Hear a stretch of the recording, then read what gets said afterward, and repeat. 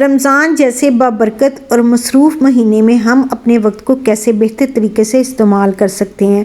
अक्सर रमज़ान में ना हमें शिकायत होती है कि सारा दिन किचन में गुजर गया, इबादत के लिए वक्त नहीं मिला या हम बहुत थक गए हैं। इसलिए ज़रूरी है कि हम पहले से मनसूबाबंदी करें और अपने वक्त की कदर करें।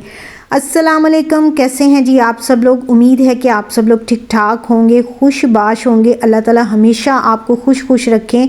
Welcome to Maria family vlog. सबसे पहले आपने कर लेना है मेरे चैनल को सब्सक्राइब, वीडियो को लाइक, कमेंट और शेयर। तो यहाँ पे हमने सहरी की है और मेरा आज दिल कर रहा था अंडा पराठा खाने को, तो मैंने ना अंडा पराठा बना लिया और साथ में थी मेरी चाय।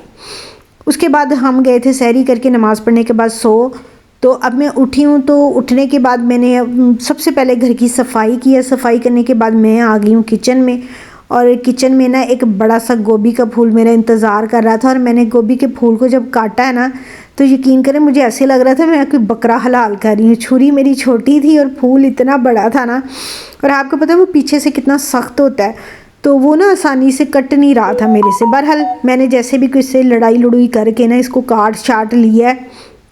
साथ साथ में गोभी काट रही थी। और आप यकीन करें कि सुबह जैसे ही हम उठ जाते हैं ना, तो शाम तरावियाँ पढ़ने तक मतलब इतना मसरूफ़ रहते हैं। नमाज़ें भी, इबादत भी, घर के काम भी, सालन भी बनाना है, अफ्तारी भी बनानी है, बच्चों को भी देखना है, बच्चों के कपड़े भी चेंज करवाने हैं, खुद नहाना धोना भी है। मतलब इतने ज़्यादा काम है कि वो आजकल दिन भी छोटे हैं, मौसम इस तरह का है कि दिन छोटे हैं, समझ नहीं आती कि दिन कब और कहाँ गुजर जाते हैं। और शाम को पता नहीं, मेरे साथ तो इस रमज़ान में ये हो रहा है कि मैं बहुत ज़्यादा थक जाती हूँ शाम तक ना, मतलब मेरे पट्टे खिंच जाते हैं।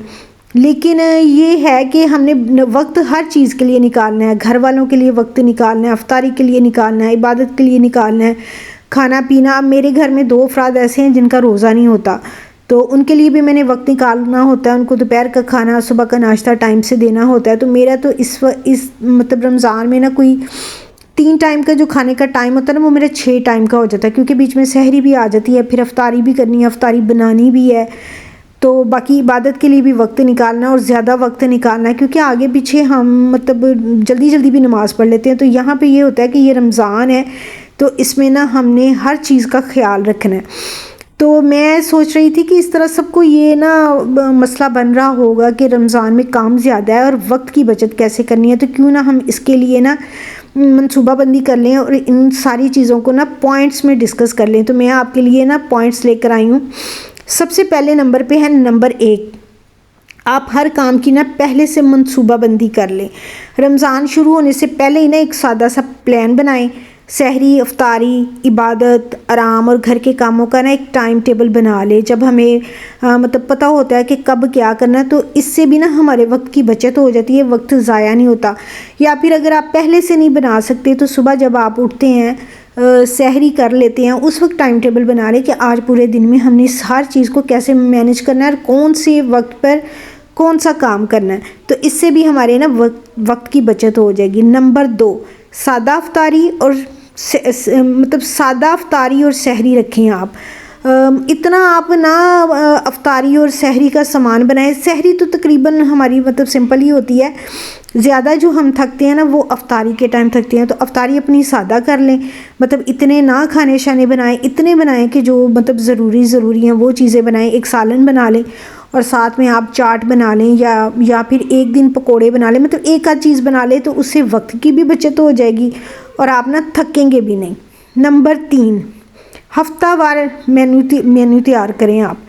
एक हफ्ते का मेन्यू पहले से लिख लें कि इस रोज़ मतलब सोचने में वक्त ज़ाया ना करें, या आप जो सब्ज़ी वगैरह की ग्रोसरी कर रहे हैं वो पूरी हफ्ते की कर लें।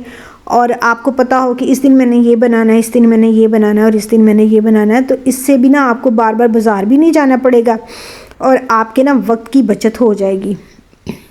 नंबर 4, तैयारी पहले से कर लें। सब्ज़ियाँ काट कर फ्रिज में रख लें, समोसे या रोल पहले से बनाकर फ्रीज़ कर लें। इस तरह अफ्तारी के वक्त ना सिर्फ फ्राई करना होगा और वक्त बचेगी। अब ये मेरी ना पालक और धनिया काफ़ी ज़्यादा था, तो मैंने ना इकट्ठा इसको काट कूट के ना तो इकट्ठा ही रख लिया। इससे ना मेरे कुछ 4-5 दिन निकल जाएंगे। तो जब ये ख़त्म होगा तो फिर मैं अगले 4-5 दिन का ना बना लूँगी। मैं ना फ्रीज़ नहीं करती, फ्रीज़ करने से मुझे ऐसे लगता है जैसे टेस्ट ख़त्म हो जाता है। तो मैंने रखना होता है नीचे फ्रीज़र में, तो ना वो फिर ज़्यादा दिन भी नहीं चलता, तो मैं 3-4 दिन का बना के रख लेती हूँ। 3-4 दिन के बाद फिर दोबारा जो ताज़ा आता है ना वो बना लेती हूँ। नंबर 5, इबादत का ना ख़ास वक्त मुकर्रर करें कि मतलब जिस वक्त आपने कोई लंबी तस्बीह करनी है, ज़िक्र करना है, कोई वजीफ़ा करना है, तो उसका ना एक टाइम रख लें कि इस टाइम पे ना मैंने और कोई काम नहीं करना, मैंने सिर्फ अपनी इबादत को या अपने वजीफ़े को या अपनी तस्बीह को या अपने ज़िक्र को ही टाइम देना है। तो इससे ना आपका ना वक्त की भी बचत हो जाएगी और आपकी इबादत भी बहुत ही बाकायदगी से होगी। नंबर 6, मोबाइल का इस्तेमाल कम करें, टीवी देखना कम करें, मतलब इन चीज़ों में ना अपना वक्त ज़ाया ना करें। ये वक्त भी फिर आपका दूसरे कामों में, इबादत में, घर के कामों में या अफ्तारी में सर्फ होगा, तो इससे भी आपके वक्त की बचत हो जाएगी। नंबर 7, घर वालों में काम तकसीम करें। ये बड़ा भाई इम्पॉर्टेंट है। आज क्योंकि मैंने जब इफ्तारी बनाई ना, तो उस वक्त ना मुझे मतलब ऐसी बहुत थकावट लग रही थी। तो मेरी बेटी अभी 10 साल की है, तो मैंने उससे कहा कि चलो ऐसे करो, तुम बर्तन धो और मैं उठा के ना इनको खुश करके अपनी जगह पे रखती हूँ। इस तरह उसको काम भी मतलब सीखेगी, उसको पता भी चलेगा। हालांकि कोई बहुत अच्छे नहीं उसने धोए, लेकिन मैं उसको साथ साथ बताती रही हूँ कि आपने ऐसे करना है, आपने ऐसे करना है। तो नंबर 7 पे है कि अपने जो मतलब काम है ना वो घर वालों में तकसीम कर दें। जैसे अब मेरे धुले हुए कपड़े ऊपर मैंने छत पे डाले होते हैं, तो मैं बेटे से कहती हूँ उतार लाओ, या गेट पे कोई आता है तो बेटे से कहती हूँ जाओ देखो गेट पे कौन है। छोटी छोटी जो जिम्मेदारियाँ हैं ना वो बच्चों को दें। और अगर आपके घर में बड़े मौजूद हैं, मेरे पास तो बड़े नहीं हैं, मैं अकेली हूँ, बच्चे ही हैं, लेकिन अगर आपके साथ कोई बड़े भी मौजूद हैं तो आप उनकी भी छोटी छोटी जिम्मेदारियां लगा सकते हैं कि ये काम आप कर लें और ये मैं कर लेती हूँ। इस तरह मिलकर बांट के करने से ना काम जल्दी भी हो जाएगा और आपको थकावट भी कम होगी और वक्त की भी बचत होगी। नंबर 8, नींद का ख्याल रखें। रमज़ान में ना नींद का आप ख़ास ख्याल रखें। कोशिश करें कि दिन में थोड़ी देर आराम कर लें ताकि जिस्म ना आपका मतलब ताज़ा दम हो जाए। जब तबीयत ठीक होगी तो काम जल्दी हो जाएगा। अच्छा, मेरे साथ अक्सर ये होता है कि मुझे ना मतलब जब नींद आती होती है ना तो मैंने ना एक रखा हुआ है, मैं अब घर वालों को कहती हूँ कि मैंने ना एक झटका लेना है। मतलब मैं 10-15 मिनट भी लेट कर आँख लगा लूँ ना तो मैं काफ़ी फ़्रेश हो जाती हूँ। तो इस तरह का आप कोई काम कर लें, कोई जगह रख लें। मतलब मैं सोफ़े पे भी लेट के ना थोड़ी सी आँख लगा लेती हूँ, तो उससे भी मेरी तबीयत जो है ना वो फ़्रेश हो जाती है। तो आप भी अपने आराम का भी ख्याल रखें, उसको भी थोड़ा वक्त दें। नंबर 9, गैर ज़रूरी मसरूफियात जो होती हैं ना वो कम कर दें।